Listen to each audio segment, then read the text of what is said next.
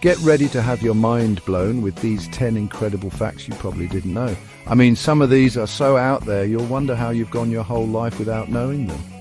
And we're going to dive into everything from weird animal laws to surprising celebrity trivia and even a little bit of space stuff that's just wow. I'm so excited to share these with you. I've been practicing my surprised face all morning. What? See?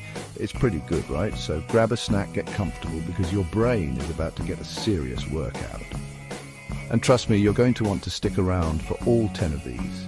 Each one is like a little nugget of that you can share with your friends and totally stump them. We're not just scratching the surface here, we're going deep. I've even got some visuals queued up that are just going to add to the amazement. Are you ready? I can't hear you. Oh right, it's a video. Well, I'm assuming you're ready. Let's do this. Prepare for your world to be slightly, delightfully, and factually rocked. Alright, kicking things off with a fact that's both adorable and a little bit, well, Swiss. Did you know that in Switzerland it's illegal to own just one guinea pig? I know, right? When I first heard this, I thought it was a joke. Like, is the guinea pig police going to come knocking on your door? Excuse me, ma'am, do you have a companion for this cavvy? But no, it's a real law. And honestly, it's kind of heartwarming when you find out why. It's all about preventing loneliness for these furry little guys. How sweet is that? The Swiss government, in their infinite wisdom and concern for all creatures, great and small, recognize that guinea pigs are highly social animals. They thrive on companionship. They chat with each other in their little squeaky way. They groom each other. They huddle together for warmth and comfort. Imagine being a guinea pig all alone in your cage with no one to share your lettuce with, no one to tell your guinea pig secrets to. That sounds pretty sad, doesn't it? The Swiss certainly thought so. And they decided to do something about it.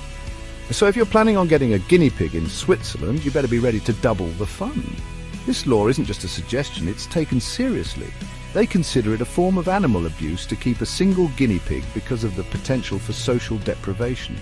Think about it, we all need friends, right? Guinea pigs are no different. They even have services, believe it or not, that will help you find a new companion for your guinea pig if one passes away, so the survivor isn't left alone. They call it rent-a-guinea pig or matchmaking services for these little critters. It's like a dating app, but for guinea pigs. Likes long walks in the hutch, enjoys fresh hay, seeking a squeaky companion for life. It really makes you think about how different cultures view animal welfare. The Swiss are clearly looking out for the emotional well-being of these little pets. It's not just about providing food and shelter, but also ensuring they have a good quality of life, which includes social interaction. So if you see someone in Switzerland with a pair of guinea pigs, know that they're not just pet owners, they're law-abiding citizens who understand the importance of friendship, even the smallest members of our society. It's a beautiful sentiment, really, ensuring these creatures have a buddy to navigate the complexities of guinea pig life. So next time you're thinking about getting a pet, maybe take a page out of Switzerland's book and consider if your chosen animal needs a friend. It's a fantastic example of putting empathy into action. And frankly, who wouldn't want an excuse to get 2 guinea pigs instead of 1? Double the cuteness, double the squeaks, and double the fun. Plus, you're keeping them happy and healthy and following some pretty thoughtful laws. Way to go, Switzerland, for looking out for the little guys. It's a fact that's both quirky and incredibly kind. All right, brace yourselves for this next one because it's a little bit of an anatomical head scratcher. We're talking about shrimp. You know, those delicious little crustaceans you find in scampi or a seafood cocktail. Well, here's the kicker. The heart of a shrimp is located in its head. Yes, you heard that correctly. Not in its chest, not somewhere in its little shrimp torso smack dab in its head. How crazy is that? I picture a shrimp thinking with its heart, literally. This isn't some kind of weird mutation. It's just how shrimp are built. Their anatomy is quite different from ours, obviously. The shrimp's head, or more accurately its cephalothorax, which is a fused head and thorax fancy science word, houses most of its vital organs, including its heart, stomach and gills. So when you're looking at a shrimp's head, you're looking at its command center, its life support system, and its ticker all in one compact package. It's like they decided to put all the important stuff in one super protected area. Imagine trying to design a creature like that. Okay, where should the heart go? The chest is too obvious. Let's put it in the head. Yeah, that'll surprise them. It's a fascinating example of how diverse life on Earth can be. We're so used to our own human anatomy, or even mammalian anatomy in general, that something like this just seems totally alien, but for shrimp it works perfectly. Their circulatory system is an open one, meaning their blood, called hemolymph, flows freely within the body cavity, bathing the organs directly, and the heart in the head pumps this fluid around. This unique placement has some interesting implications. For instance, if a shrimp loses its head, well, it's definitely not going to survive. As it loses its heart and other critical organs, it's a pretty definitive end. It also makes you look at shrimp a little differently next time you see them on your plate, doesn't it? You're not just eating a tasty morsel, you're consuming a creature with a truly peculiar and wonderful biological design. Nature is just full of these little surprises, constantly reminding us that there's no single right way for life to be organized. So, the next time someone tells you to use your head, you can tell them shrimp take that to a whole new level by keeping their hearts there.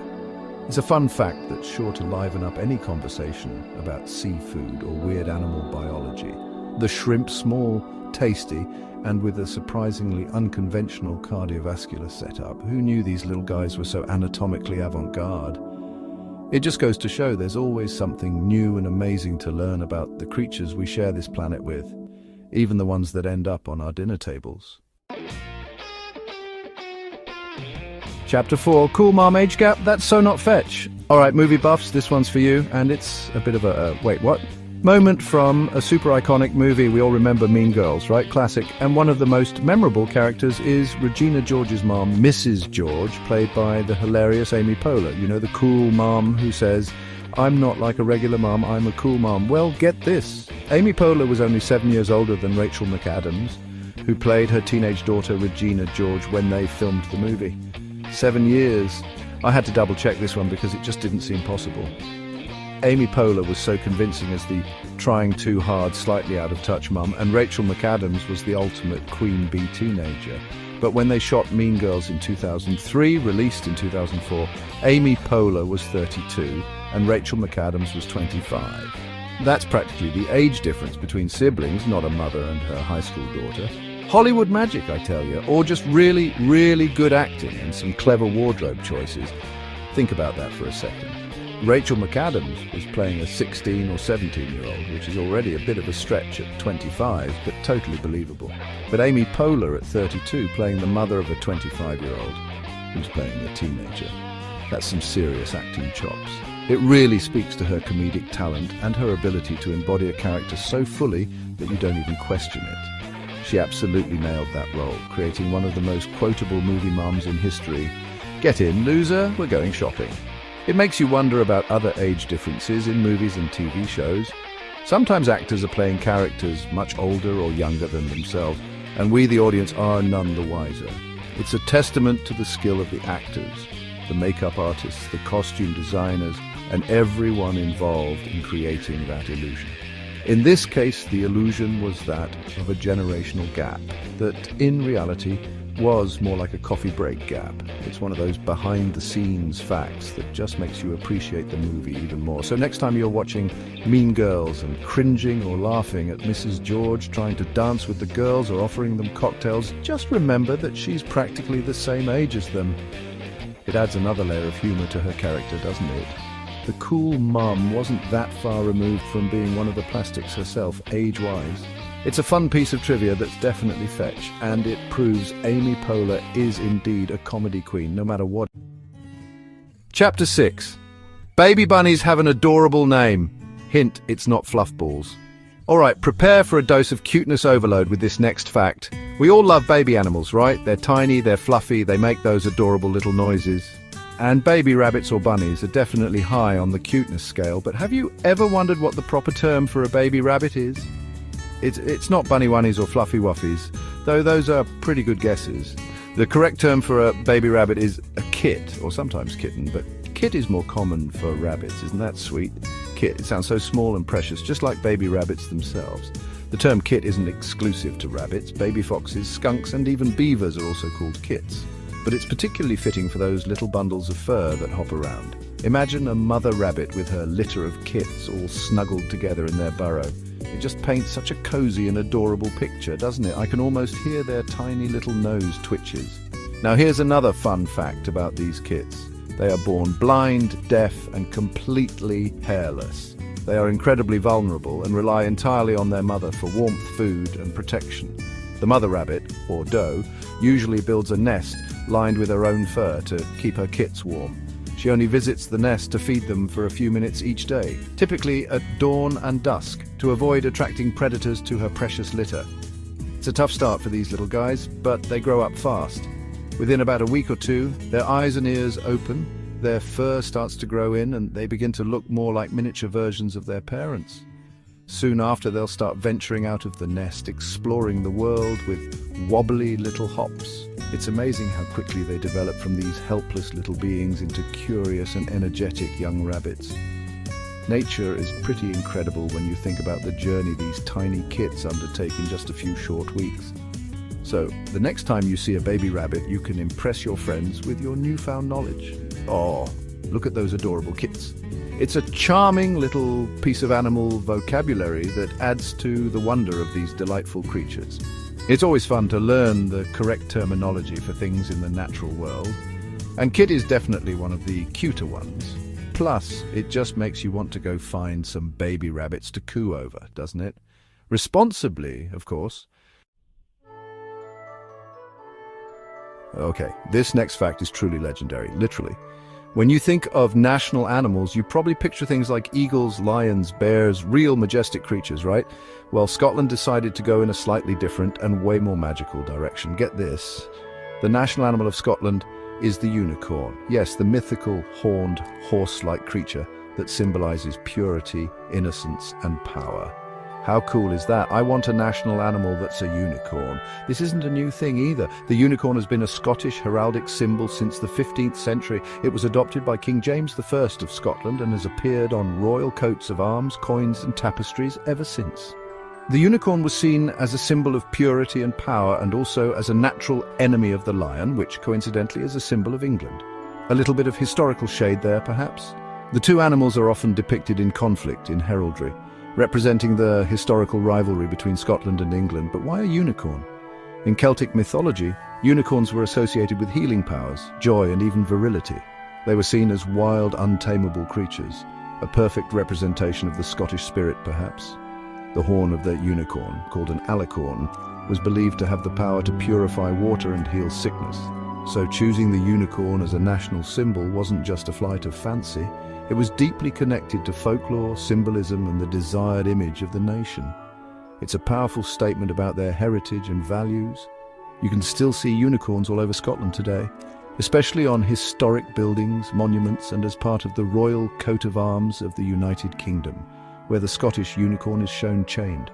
This chaining is said to symbolize the power of the Scottish kings, that they were strong enough to tame even the wildest of creatures, the unicorn. It's a fascinating blend of myth, history, and national pride. It makes you wonder what other countries might choose if they could pick mythical creatures. A dragon for Wales, perhaps? Oh, wait, they already did that.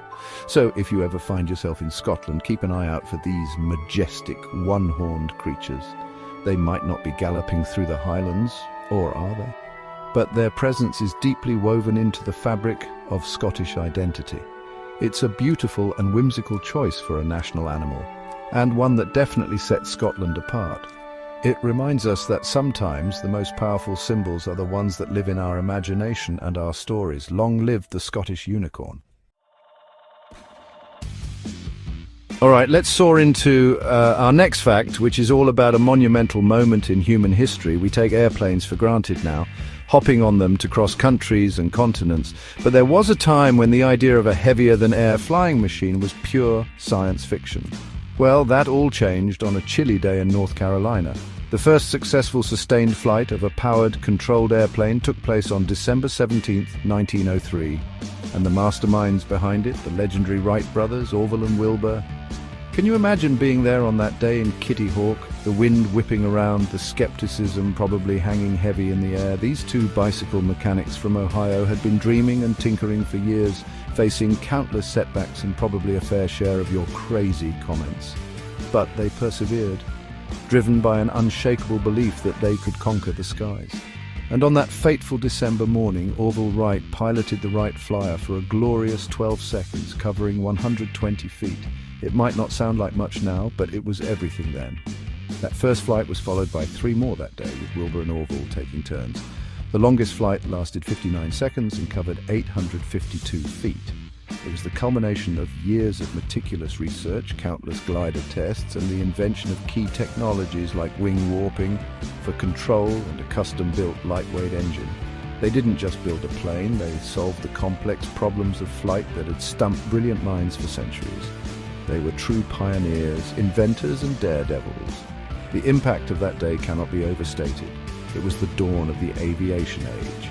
Within decades, airplanes would transform travel, warfare, and our very perception of the world. Distances that once took weeks or months to cover could now be traversed in mere hours. The world suddenly became a much smaller, more connected place. All thanks to the ingenuity and determination of these two brothers. It's a story of passion, perseverance, and the power of human innovation. It makes you think about what seemingly impossible dreams we are on the verge of achieving today. So the next time you're at an airport or you see a plane streaking across the sky, take a moment to remember December 17th, 1903 and the Wright Brothers. Their courage and brilliance literally gave us wings. It's a testament to the idea that with enough hard work and a big enough dream, anything is possible. From a 12-second hop to transatlantic flights, it all started with that one groundbreaking moment on a windy beach. Absolutely incredible. Okay, space fans, get ready for a planetary oddity. We all know our solar system is full of fascinating planets, each with its own unique characteristics. But Venus, our celestial neighbor, has a particularly quirky way of doing things. Here's the mind-bender. Venus is the only planet in our solar system to spin clockwise on its axis.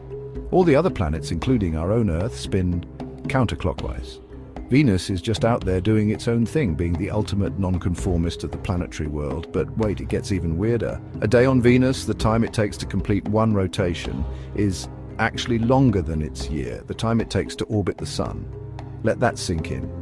Venus travels around the Sun once every 225 Earth days, that's its year, but it rotates so slowly and in that retrograde, clockwise direction that one Venusian day lasts a whopping 243 Earth days. So on Venus, a single day is longer than its entire year. Imagine celebrating New Year's Day before you've even finished your Tuesday. Scientists are still debating exactly why Venus spins backward and so slowly. One leading theory is that it suffered a colossal impact with a large asteroid or protoplanet early in its history, which could have reversed its rotation or dramatically slowed it down. Another idea involves the planet's incredibly thick atmosphere, which creates strong tidal forces that could have influenced its spin over billions of years. Whatever the cause, it makes Venus a truly unique and mysterious place. It's like the solar system's enigmatic rebel. This slow backward spin also contributes to Venus's extreme environment. It has a runaway greenhouse effect, making it the hottest planet in the solar system, with surface temperatures hot enough to melt lead. Its thick atmosphere is mostly carbon dioxide, with clouds of sulfuric acid. Not exactly a vacation hotspot, but its peculiar rotation is a key piece of the puzzle in understanding this fascinating and hostile world. It reminds us that even within our own solar system, there's still so much we're learning and discovering. So the next time you gaze up at the night sky and spot that bright point of light that is Venus, often called the morning star or evening star, remember its strange secrets. It's the planet that dances to the beat of its own drum, spinning the wrong way and taking its sweet time to get through the day. It's a cosmic reminder that the universe is full of surprises, and that even our closest planetary neighbors can be wonderfully weird. Venus, you keep doing you. All right, for our final fact, we're heading to the spice rack, but with a word of caution.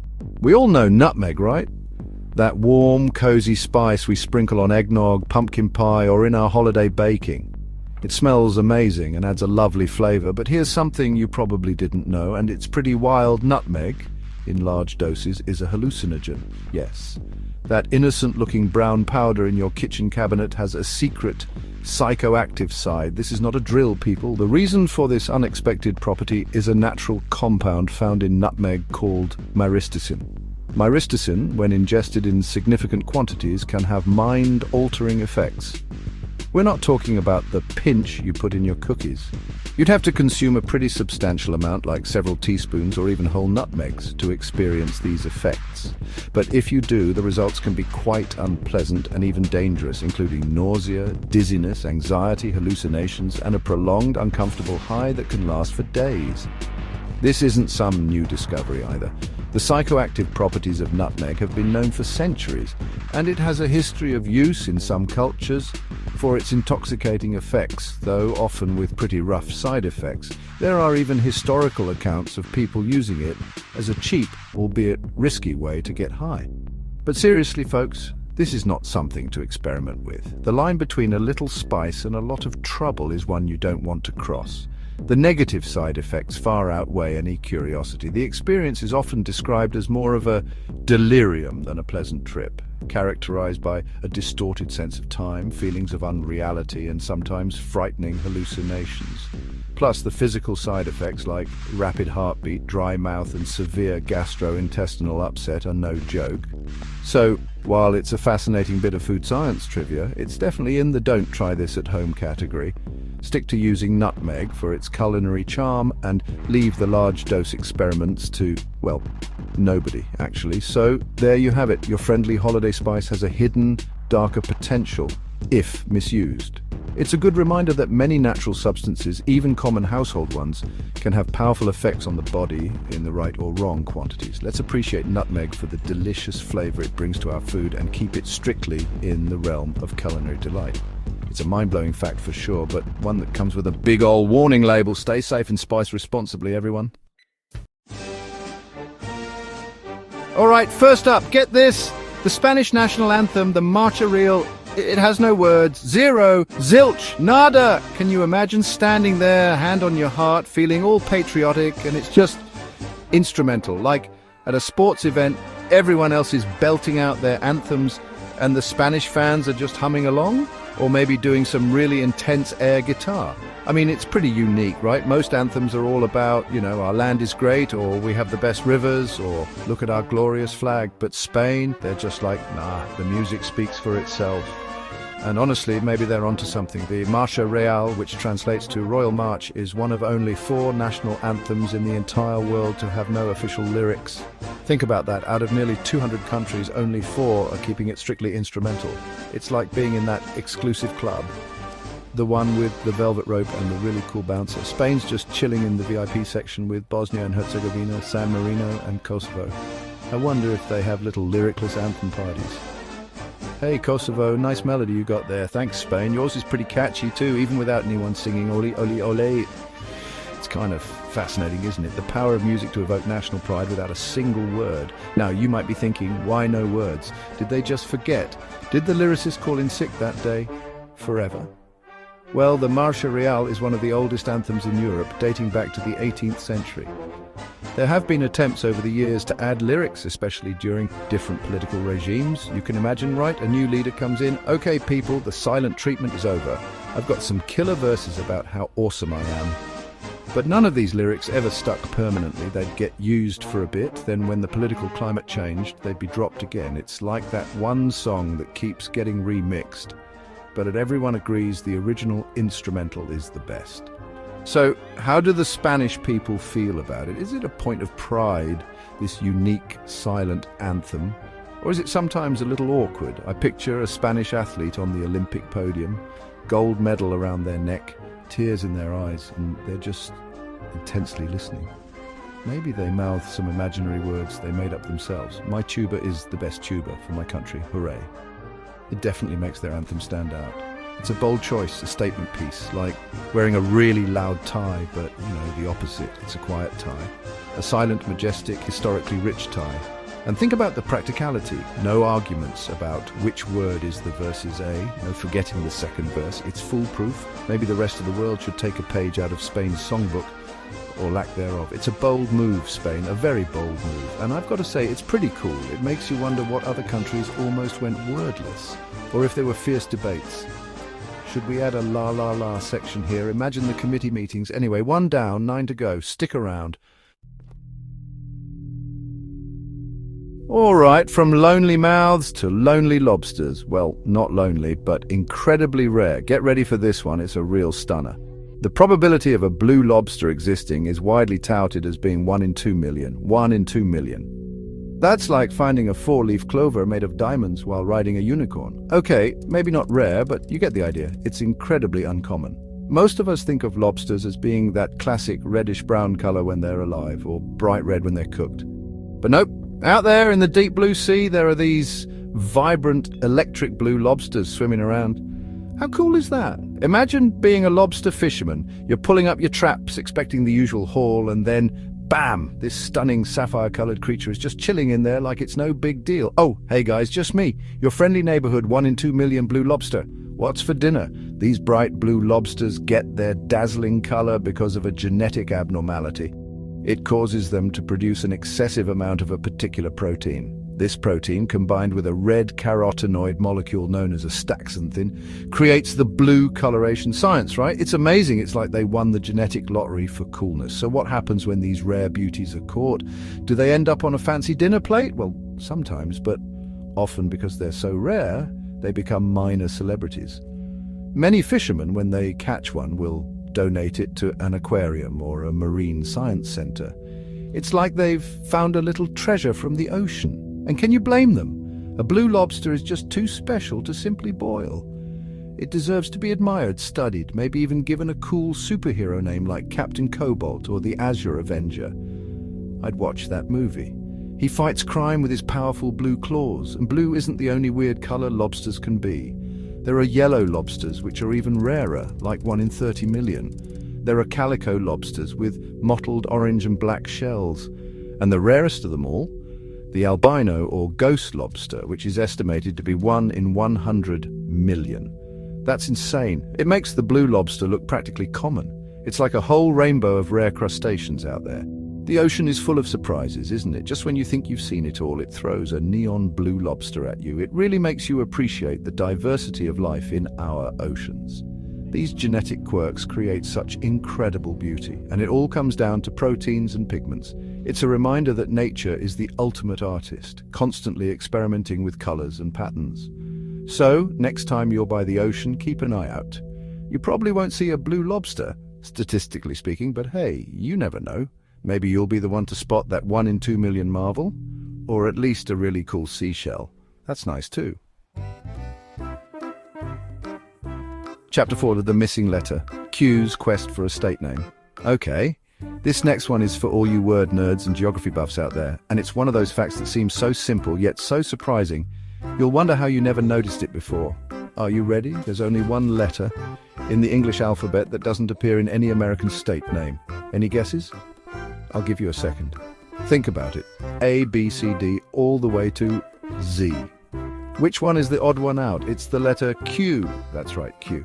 No Q in any of the 50 US state names. Isn't that bizarre? You start thinking, wait, really? Your brain immediately starts scrolling through the states. Alabama, Alaska, Arizona.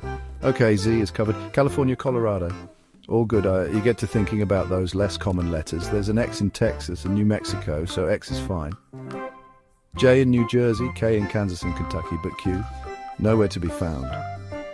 It's like the letter Q showed up late to the state naming party and all the good spots were taken. Sorry, Q, all out of states. Maybe try a Canadian province. Poor Q, always the bridesmaid, never the bride when it comes to US geography. Why is that? Is there some historical vendetta against the letter Q? Did the founding fathers just not like words that started with quay or quay? It's most likely just a linguistic coincidence. Many state names come from Native American words or are named after European monarchs or places, and it just so happens that none of those original names or their anglicized versions ended up using the letter Q. It's kind of amazing when you think about all the possibilities that this one single letter just never made the cut for any of the 50. It makes you want to invent a state with a Q in it just to complete the set, right? Imagine Quahog, Rhode Island, but as a whole state. Or maybe New Quinteros. Or Quinnipiac State. Okay, maybe not. It's probably best left to the professionals, but it's fun to think about. What would its state bird be? The quail, obviously. State flower? The Queen Anne's lace. It practically names itself. We could call it quesadilla, and its main export would be delicious, cheesy goodness. I'm getting hungry again. Kuchi zamishi, perhaps? It's just a fun little piece of trivia that highlights the quirks of language and history. The names of places carry so much meaning and so many stories, and sometimes it's the absences that are just as interesting as the presences. So next time you're doing a crossword puzzle or playing a word game and you're stuck needing a cue, just remember its lonely vigil waiting for its chance to shine on the map of the United States. Keep fighting the good fight, Q. We're rooting for you. Maybe one day a new territory will gain statehood and they'll call it Quintopia. A guy can dream, right? Chapter 5. Red Bottoms and Pop Art, the story behind Louboutin's soles. All right, fashion fans, this one's for you. And even if you're not a fashion fanatic, you've probably seen them or at least heard of them, those iconic super fancy shoes with the bright red soles. I'm talking about Christian Louboutin shoes. They scream luxury, they scream glamour, they scream, I have very good taste and possibly a very good credit limit. But have you ever wondered where that signature flash of red came from? Was it just a random color choice? Nope. There's a fantastic story behind it, and it involves a very famous artist. Get this. Louboutin's iconic red soles were inspired by none other than Andy Warhol. Yes, the Andy Warhol, king of pop art, Campbell's soup cans, Marilyn Monroe prints, the whole shebang. Back in the early 90s, Christian Louboutin was working on a new shoe design. He felt it was missing something, some kind of oomph, some pizzazz. He had a prototype, but it just wasn't popping the way he wanted. It was a bit dull. Apparently, even high fashion has its May moments in the design phase, I guess. Then, as fate would have it, he saw his assistant painting her nails a vibrant shade of red. And right around that time, he'd also been looking at a drawing by Andy Warhol. Some sources say it was Warhol's Flowers series from the 60s that caught his eye, with its bold, graphic colours. Seeing that bright red nail polish next to the shoe, and with Warhol's vibrant art in his mind, Louboutin had a light bulb moment. He grabbed the nail polish from his assistant and painted the entire sole of the prototype shoe red. And BAM! History was made. That flash of unexpected colour transformed the shoe. Suddenly it wasn't just a shoe anymore, it was a statement. The red sole became his signature, an instantly recognisable mark of luxury and high fashion. It's kind of amazing, right? A bottle of nail polish and an appreciation for pop art led to one of the most iconic branding elements in modern fashion. It just goes to show that inspiration can strike from anywhere, at any time. You just have to be open to it. And maybe have an assistant with really great taste in nail polish. That helps too, probably. That decision to add the red sole was a stroke of genius. It's not just about the colour, it's about what it represents. It's a hidden detail that's also incredibly visible. When someone walks by or sits with their legs crossed, you see that flash of red and you know. It's like a secret code for fashionistas. And to think it all started with a desire to make a shoe less dull and a little nod to Andy Warhol. So next time you see those famous red bottoms, you'll know the artsy story behind them. Pretty cool, huh? Fashion and art always inspiring each other. Chapter 6, 9 million characters, the world's longest novel. Okay, bookworms, prepare yourselves. If you thought War and Peace was a bit of a doorstop or that infinite jest required a serious commitment, well, have I got a book for you? We're talking about À la recherche du temps perdu by Marcel Proust. This isn't just a long book, it's the longest book in the world according to the Guinness Book of World Records. And when I say long, I mean L-O-O-O-O-N-G. We're talking an estimated 9,609,000 characters. Yes, 9,609,000 characters. My fingers hurt just saying that number. Think about that for a second. That's not pages, that's individual letters, spaces, and punctuation marks. The title translates from French to Remembrance of Things Past, though it's also often translated as In Search of Lost Time. It was published in 7 volumes between 1913 and 1927. Marcel Proust, the author, clearly had a lot to say. I mean, that's some serious dedication. Most people struggle to write a long email, and this guy is out here penning nearly 10 million characters. It's mind-boggling. I wonder if his hand cramped up permanently. He probably had to dictate the last million characters to a very patient scribe. So what's this epic tome about? Well, as the title suggests, it's a deep, sprawling exploration of memory, time, art and society. It's famous for its incredibly long, intricate sentences and its detailed psychological observations. It's not exactly a light beach read, you know?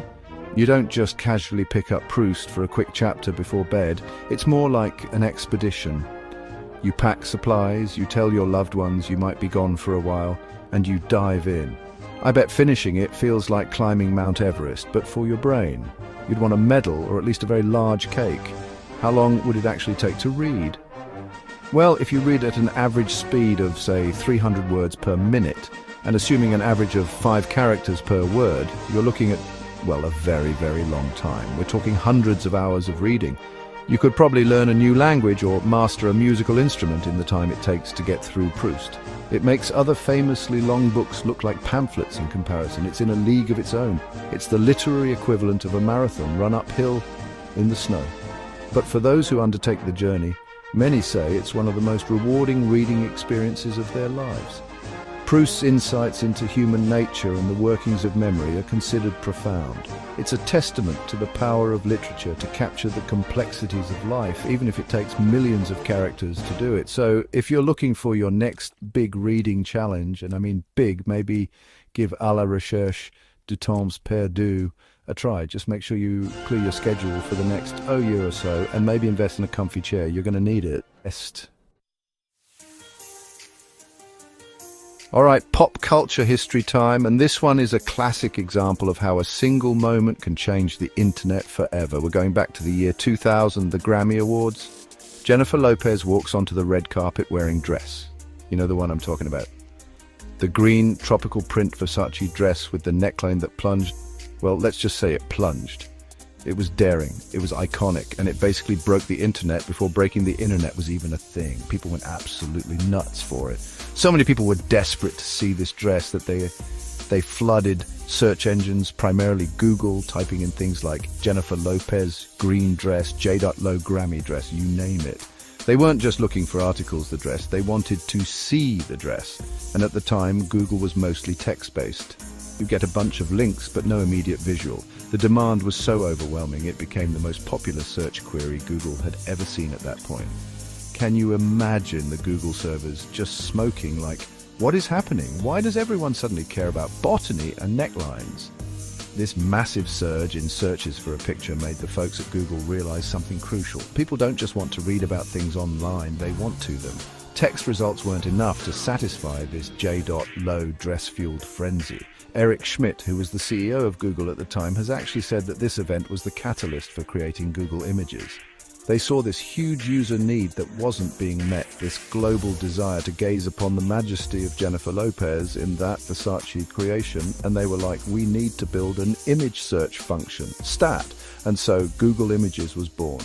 Think about how much we use it every single day, looking up recipes, finding pictures of cute animals, checking out travel destinations, settling arguments about what that one actor looks like. It's an indispensable part of the internet experience, and it all got a major push.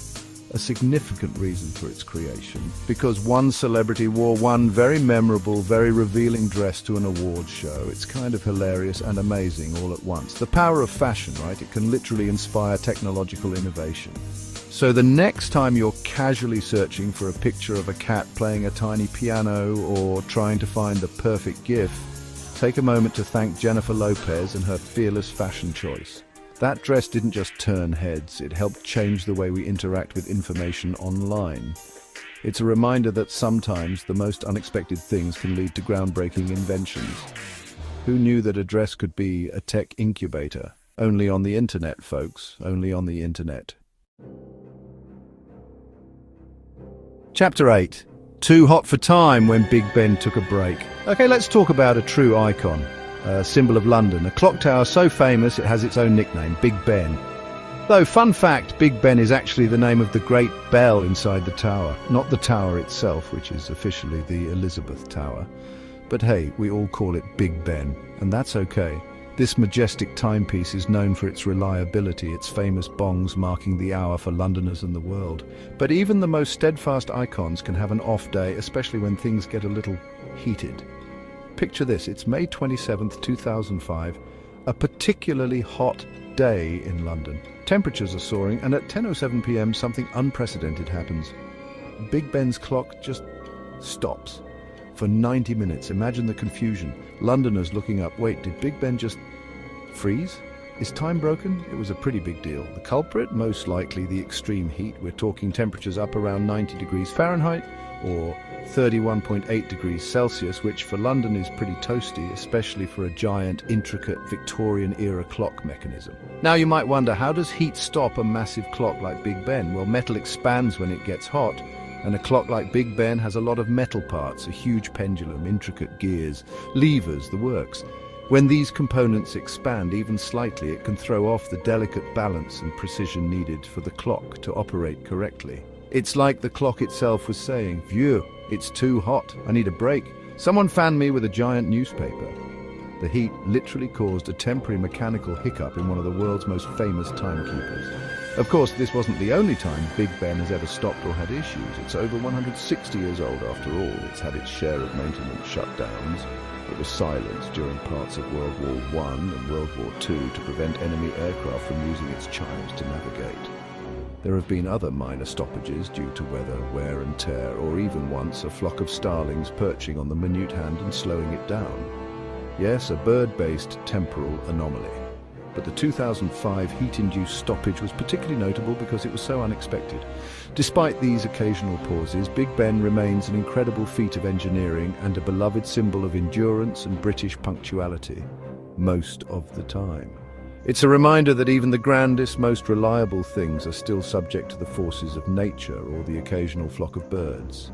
Thankfully, after its 90-minute siesta on that hot May night, the clock was restarted and went back to its important job of telling London and the world what time it is. Even iconic clocks need to chill out sometimes, apparently. Chapter 9, and the Oscar goes to Walt Disney 26 times. All right, movie buffs and animation lovers, this next one is about a true legend, a titan of the entertainment industry, a man whose name is synonymous with magic and childhood wonder. I'm talking about Walt Disney. We all know his creations, Mickey Mouse, Disneyland, countless classic films. But did you know that Walt Disney holds the record for the most Academy Awards won by a single person? Not just for animation, but overall. It's an absolutely staggering achievement. Can you even imagine where you'd put that many Oscars? Get this. Over the course of his incredible career, Walt Disney won a grand total of 26 Oscars. 26! And that's not all. He was nominated a whopping 59 times. That's just mind-blowing. His office must have been incredibly shiny. These weren't just for animated shorts or features either. He won for documentaries, short subjects, and even received 4 honorary awards. One of his most famous honorary awards was for Snow White and the Seven Dwarfs, which was recognized as a significant screen innovation that charmed millions and pioneered a great new entertainment field. He was presented with 1 full-size Oscar and 7 miniature ones. How cool is that? His impact on animation and filmmaking is just immeasurable. He pushed boundaries. He innovated with sound and color, and he created characters and stories that have resonated with audiences for generations. Think about films like Pinocchio, Fantasia, Dumbo, Bambi. These weren't just cartoons, they were cinematic events.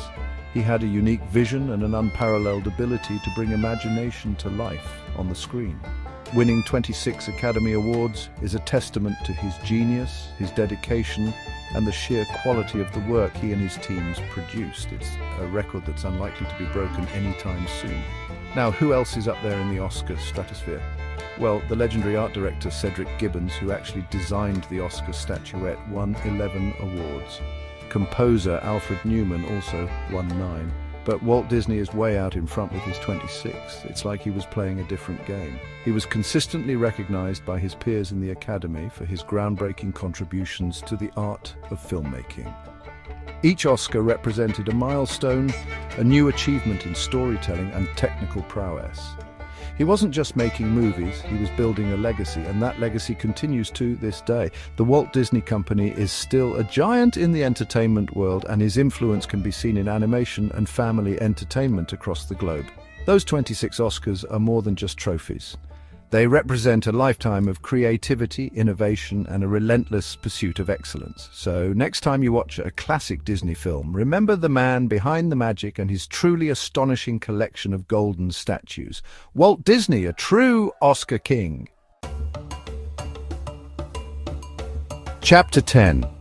Nature's dessert, the chocolate pudding fruit. Okay, for our final fact. And this one is for all the foodies and dessert lovers out there. And let's be honest, who isn't a dessert lover? What if I told you there's a fruit that tastes like chocolate pudding? Yes, you heard me right. A fruit that tastes like chocolate pudding. My mind was blown when I heard this. It sounds too good to be true, like something out of Willy Wonka's factory. But it's real, folks. It's called the black sapote, and it's nature's very own healthy-ish chocolate treat. Or so I hope. The black sapote, Diospyros nigra, is native to eastern Mexico, Central America, and Colombia in South America. When it's unripe, the fruit is green and hard and apparently quite astringent. You wouldn't want to eat it then. But when it ripens, the skin turns a dark olive green, almost black, and the flesh inside becomes soft, dark brown, almost black, and has a texture and taste remarkably similar to, you guessed it, chocolate pudding or a rich sweet custard.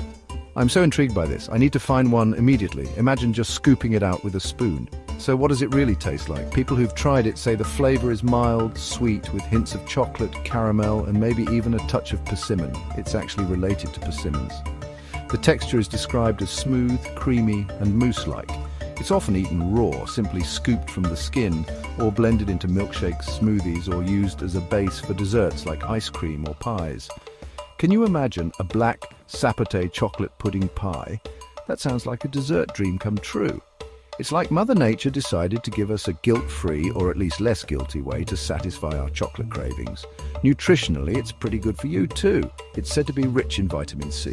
Some say it has 4 times the vitamin C of an orange, and it also contains calcium and phosphorus. So, while it might taste like an indulgent dessert, it's still a fruit with actual health benefits. It's like a delicious magic trick. For my next trick, I'll pull a chocolate pudding out of this tree. I wonder if you can just sit under a black sapote tree with a spoon and wait for ripe ones to fall. That sounds like my kind of foraging. The world of fruit is so incredibly diverse and amazing, isn't it? We're so used to our apples, bananas and oranges, but there are thousands of other incredible fruits out there with unique flavors, textures and appearances. The black sapote is definitely one of the most intriguing I've heard about. It's a reminder that nature is full of delicious surprises. So if you ever get the chance to try black sapote, the chocolate pudding fruit, definitely go for it. And then tell me all about it, because I am seriously curious. What a way to end our list of mind-blowing facts. And there you have it. 10 incredible facts that hopefully blew your mind, or at least made you say, that's pretty neat. I know I learned a few things, and my mouth is definitely feeling a little lonely after talking about that chocolate pudding fruit. Kuchi Zamishi is real, people. From wordless anthems to J-Lo's dress creating Google images and fruits that taste like dessert. The world is a weird and wonderful place, isn't it? I love discovering these little nuggets of knowledge that just make you see things a little differently. I hope you had as much fun learning these facts as I had sharing them with you. Which one was your favorite? Which one are you going to casually drop into conversation to sound super smart? Let me know in the comments below. I read them, I really do. Mostly while eating snacks because, Kuchi Zamishi, it's a vicious, delicious cycle. And if you knew any of these already, well, then you're just a trivia master and I salute you. Maybe you should have your own show. Thanks for watching. It means the world to me that you hang out and spend some time here.